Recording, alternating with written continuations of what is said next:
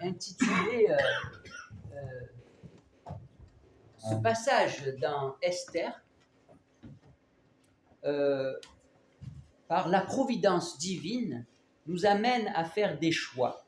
On va se poser la question, qu'est-ce que c'est cette providence et qu'est-ce que Dieu est en train de faire dans cette histoire d'Esther ou dans ce livre d'Esther, le nom de Dieu n'apparaît jamais. Ça pourrait être un peu comme un point de vue horizontal qui regarde notre histoire de façon horizontale avec les faits, mais en même temps, comme nous ne voyons pas Dieu, mais on sait qu'il est le souverain. Oui. On le sait, en arrière-fond, on le sait. Voilà. Alors, le livre d'Esther décrit des événements qui se sont produits lors de l'exil du peuple d'Israël. Le peuple de Dieu était alors dispersé au travers de tout l'empire des Mèdes et des Perses. Et comme le livre des Actes des Apôtres, le livre d'Esther a pour but de décrire des événements concernant le peuple de Dieu. La différence est double avec le livre des Actes. C'est que dans le livre d'Esther, nous sommes bien avant la venue du Messie et que ce livre ne prononce jamais le nom du principal acteur de l'histoire du peuple de Dieu. Alors que dans les Actes, nous sommes après la venue de Jésus et que Luc, l'auteur du livre des Actes, prononce très souvent l'acteur de l'histoire, le Saint-Esprit, l'Esprit du Christ. Et constamment, il nous montre ce point de vue vertical. Mais nous sommes dans le livre d'Esther. Donc, nous commençons au chapitre 1 et on se pose la question, avec ce chapitre 1, qui règne dans la maison du roi? Est-ce le vin? Parce qu'il était sous l'empire du vin, alors il demande un commandement. Et puis la reine ne vient pas, parce qu'il est sous l'emprise du vin, ou va savoir. Cette insoumission remet en question sa royauté dans sa maison. Et aussi, comme il est le modèle de tout l'empire, ça remet en question la soumission de l'épouse envers le mari. Donc ça remet en question plein de choses qui font que se dit, l'empire, il tombe. Si on ne réagit pas, vous voyez. Alors, le livre d'Esther commence par cette grande fête royale. Dans le palais royal, cette fête grandiose a pour but de montrer la gloire de l'empereur dont l'empire s'étendait de l'Inde à l'Éthiopie. Mais cette gloire royale est remise en cause par cette insoumission de la reine vis-à-vis de l'ordre du roi. Cette insoumission de la reine est très grave, car comment un empereur peut-il régner s'il n'est pas maître dans sa propre maison? Cela fait écho quand même aussi dans le Nouveau Testament. Bon, on pourrait se dire, tiens, ça c'est les Mèdes et les Perses, enfin vous voyez, c'est très loin, c'est dans le monde ancien. Hein? Mais dans le Nouveau Testament, notamment avec le livre de la lettre de Paul à Tite et aussi à Timothée, on voit que celui qui doit diriger, parce qu'il y a une autorité aussi dans l'Église, il doit bien diriger sa maison. On voit qu'il y a quand même des ponts. Voilà. Mais, bien sûr que la soumission dans la Bible, dans toute la Bible, ce n'est pas la même soumission que dans le monde. Hein? La soumission dans le monde est faite par la chair, c'est-à-dire par la nature totalement corrompue de l'homme. Même s'il y a quelques grâces, mais dans la Bible, il est demandé que cette soumission, ce soit une soumission à l'Esprit Saint et par l'Esprit Saint. Hein? Donc quand on parle de soumission dans la Bible, on n'est pas comme dans le monde, hein? On n'est pas comme dans des rejets de toute cette soumission, parce que elle est une soumission à la chair. De plus, par ce mauvais exemple d'insoumission royale, la reine fait courir le risque de propager l'insoumission dans toutes les maisons de l'Empire. Et face à ce danger, l'empereur doit réagir. Il soumet donc la question de la réaction appropriée qu'il doit avoir à ses conseillers. Et il se soumet à un conseil de destituer la reine en l'écartant définitivement de sa présence. Et par la crainte que cela inspire, la situation se retournera en une soumission des femmes envers leur mari. Verset 20, toutes les femmes auront du respect pour leur mari, du plus grand au plus petit. Là encore, nous sommes dans la crainte des hommes. Hein? D'accord? Mais dans la Bible, il est souvent parlé de la crainte de Dieu. Pas que dans l'Ancien Testament, mais dans le Nouveau aussi. Esther chapitre 2, on pourrait dire que c'est la soumission royale d'Esther. Hein? Parce qu'il y avait à Suse, la capitale juive du nom de Mardoché, on vient prendre Esther, parce que c'est comme des esclaves, hein? On vient prendre Esther pour l'amener chez le roi Assuérus au palais royal. Le roi aima Esther plus que toutes les autres femmes, alors il mit sur sa tête la couronne royale et la fit régner à la place de Vasthi. Quelle est sa réaction? D'avoir un pouvoir aussi grand d'un seul coup. D'un seul coup. C'est étonnant ça. Ça peut venir que de Dieu. Hein? Parce que quand on voit des tout petits monter très haut en puissance, la plupart du temps, ils tombent dans l'orgueil, dans la toute-puissance, vous voyez. Mais là, ce n'est pas le cas de la reine. Esther exécutait les ordres de Mardoché comme lorsqu'elle était sous sa tutelle. Esther chapitre 3. Mais là, on pourrait l'appeler l'insoumission de Mardoché. Ah, dans la Bible, il y a aussi de l'insoumission. Hein? Et pas que de la mauvaise insoumission. Il y a aussi de la bonne qui est inspirée par la parole de Dieu et par son esprit. Après ces événements, le roi Assuérus distingua Aman, et Mardoché ne s'inclinait ni ne se prosternait devant un homme, devant Aman. Hein? Il adore seul Dieu. Il n'y a pas d'autre Seigneur, dans le sens de Seigneur divin. Cette insoumission de Mardoché provoque la colère de Aman, qui devient alors l'ennemi de tous les Juifs. On pourrait se dire, il a mal fait Mardoché, puisqu'il y a une réaction aussi grave qui implique la mort, enfin la menace de mort sur tous les Juifs, tout le peuple juif. Je dis, il a fait n'importe quoi. Vous voyez, pour le résultat. Mais le résultat ne lui appartient pas. L'histoire ne nous appartient pas. Elle appartient au Seigneur, l'histoire. Il nous demande de faire ceci. Il y aura des réactions, il y aura des oppositions, il y aura même des grandes tempêtes et des grandes menaces. Et cette menace d'extermination des Juifs, il faut le rappeler dans le livre d'Esther, Aman avait jeté les dés un peu, hein, c'est-à-dire au hasard, et c'était tombé sur un certain mois. Vous voyez, c'était dans quelques mois qu'un jour précis, il y aurait cette extermination. Ça explique aussi qu'il y a un peu de temps qui se passe, vous voyez. Il n'y a pas une réaction de suite d'Esther, il n'y a pas une réaction de suite de Mardoché, mais il y a cette réaction, cette attente, on pourrait dire, du Seigneur, oui, dans Esther chapitre 4. Donc on va au chapitre 4, et là, c'est le cœur de notre message aujourd'hui. La providence divine amène à faire un choix. Tout le peuple de Dieu est profondément touché. Il jeûne, c'est-à-dire qu'il prie et s'humilie devant Dieu. Ils sont entièrement dépendants de lui. Ça, c'est le vrai jeûne. Hein? Et dans cette tourmente, Mardoché fait preuve d'une grande foi. Voici ce qu'il dit à Esther.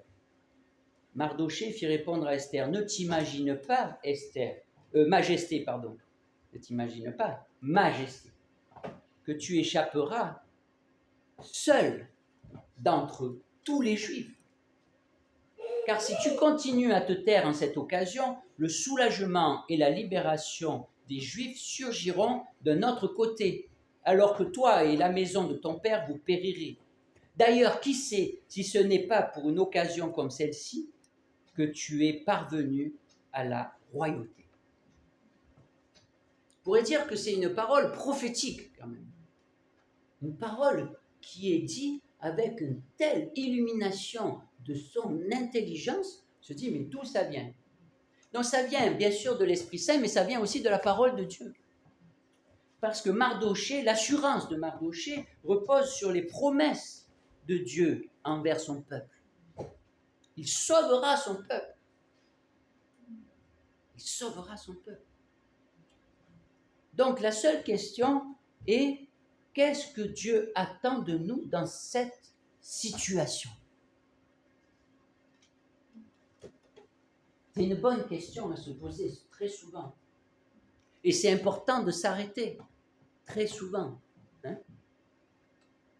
Et est-ce que ce sera le fatalisme, un peu subir, et puis dire oui, oui, oui, et jamais non? Vous voyez? Ça, c'est le fatalisme. C'est le silence. Ça pourrait être le silence d'Esther. Vous voyez? Soumise tout le temps, esclave, jusqu'à mener, obligée d'être avec l'empereur. Hein? Oui, oui, mais là, non. Là, non. C'est Mardochée qui dit là, non. Là, tu ne peux pas te taire. Alors, Mardochée donne une parole prophétique à Esther qui la met et qui la place devant ses responsabilités. C'est ça une parole prophétique.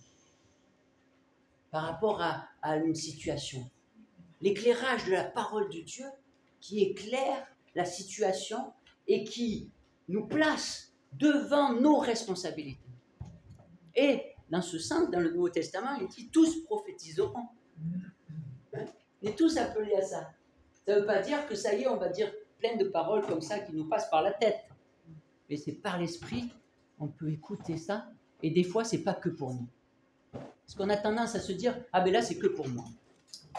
Ou alors, des fois, c'est l'inverse, c'est toujours que pour les autres. Vous voyez? Non. Le Saint-Esprit, sa voix, elle est pour nous et son peuple. Son peuple. Alors voici un peu Mardochée qui place Esther devant ses responsabilités. Il dit quelque part, Dieu t'a placé aux côtés du pouvoir avant ces circonstances menaçantes. Ça aurait pu être l'inverse. Mais là, c'était avant. Elle doit donc parler même si cela l'expose à la colère du roi. Car c'est d'abord sous la seigneurie de Dieu qu'elle doit se placer, comme Mardochée l'a fait. En effet, en se soumettant au Seigneur, nous nous plaçons sous son autorité et sous sa grâce. Mais si tu sors de l'autorité de Dieu, tu sors aussi de sa grâce. Parce qu'avec son autorité, il y a sa grâce. Et avec sa grâce, il y a son autorité. C'est le même couple que l'amour et la vérité. On a toujours du mal avec ce couple-là. Hein? Mais c'est le Seigneur, c'est son esprit. Et voici le choix d'Esther. La reine Esther sort de son inaction pour rentrer dans une soumission active.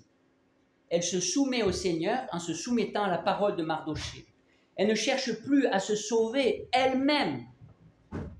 Parce qu'il lui a dit, Mardochée, il lui a dit, si tu cherches à te sauver toi, toute seule, tu sors de la grâce. Tu sors de la grâce. Ce qui importe, c'est tout le peuple. Et la promesse est pour tout le peuple. Elle n'est pas pour toi toute seule.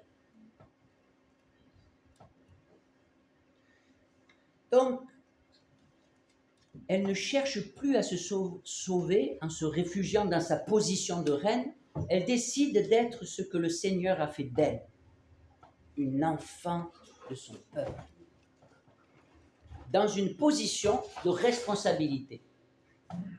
Elle demande au peuple de Dieu de prier pour elle et avec elle, et elle va aussi prier pour le peuple et avec lui. Vous voyez, d'un côté, le jeûne, c'est pas pour soi, c'est pour le peuple. Et le peuple, c'est pas pour lui, c'est pour Esther dans sa situation. Hein? Donc Mardochée, lui, là, se soumet au Seigneur en se soumettant à la parole d'Esther. Le peuple va suivre également le Seigneur en se soumettant à cet appel d'Esther de jeûner et de prier. C'est la prière communautaire de tout un peuple.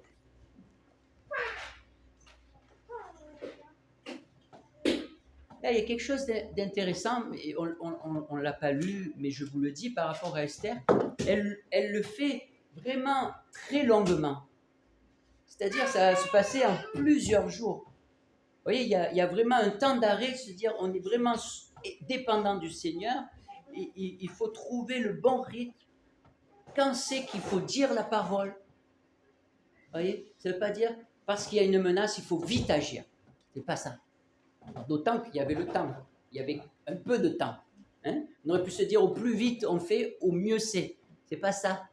C'est qu'est-ce que le Seigneur veut? Quel est le rythme? Ni trop vite, ni trop lentement.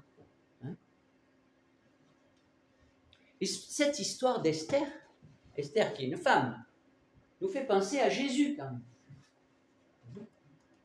C'est un type de Jésus, même si c'est une femme. Jésus, lui, est allé plus loin que ça, comme pour les hommes qui sont des types de Christ, parfois dans l'Ancien Testament. Il a demandé la prière à ses disciples pour le soutenir dans sa prière et sa décision de suivre la volonté de son Père plutôt que la sienne, même s'il perdait la vie. Mais il n'y a eu personne. Personne pour prier avec lui. Tout seul il a été. Et tout seul il est allé jusqu'à la mort pour nous. Vous voyez, tout seul. Et il meurt pour le peuple. Il meurt pour le peuple, à la croix, tout seul, abandonné de tous. Donc il a décidé, Jésus, d'exposer sa vie pour sauver son peuple. Et il a continué jusqu'au bout à obéir, jusqu'à la mort sur la croix, à obéir à l'alliance divine pour accomplir entièrement, lui seul, le salut du peuple de Dieu. L'appel aujourd'hui pour nous, dans notre situation, c'est d'entrer dans cette histoire de la providence de Dieu, dans cette souveraineté de Dieu, en tout temps, en toute occasion, même si nos sentiments sont l'absence de Dieu. Et je vais terminer, non pas par un verset, mais j'aurais bien voulu. Je vais terminer cette prédication en rappelant une citation que j'ai citée dimanche dernier, de Dietrich Bonhoeffer. Dietrich Bonhoeffer, il était aux États-Unis, alors qu'il était allemand, il était aux États-Unis, quand il a vu monter le pouvoir d'Hitler en Allemagne. Et il a vu le peuple juif menacé. Il est entré en Allemagne pour résister avec le peuple de Dieu, avec l'Église confessante. Et voici la citation de Dietrich Bonhoeffer.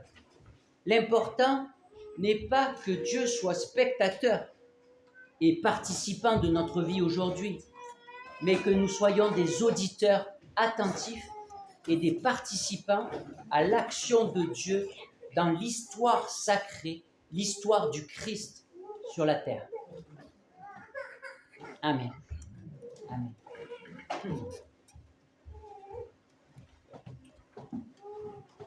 Je vous invite à la prière en chantant « Mon ancre, ma voile ».